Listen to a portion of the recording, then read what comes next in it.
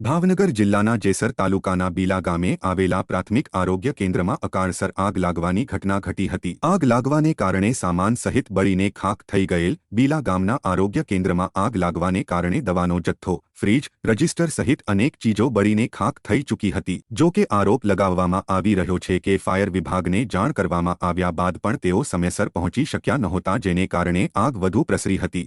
જો કે આ બાદમાં બુઝાવી દેવામાં આવી હતી।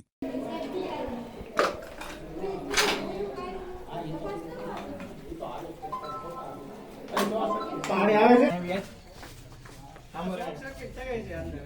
અંદર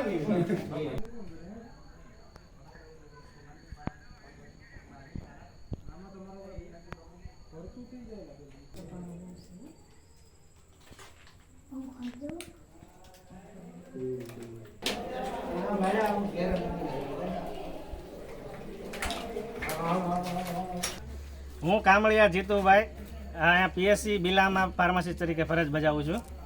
જ્યારે અમે પીએસસી પરથી જતા રહ્યા ત્યારે લગભગ 7 વાગ્યાની આસપાસ અમને સ્કૂલની બાજુમાંથી સાહેબનો ફોન આવેલો કે પીએસસીમાં આગ લાગેલી છે।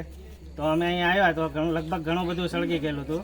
આયેલા ડીએફ ફ્રીજ, નોર્મલ ફ્રીજ જે છે એ, અને ખુરશી, ટેબલ, બધા રજિસ્ટર। અમે 7 ને 15 મિનિટે ફોન કરેલો પણ હજી સુધી કોઈ ફાયરવાળા આવ્યા નથી।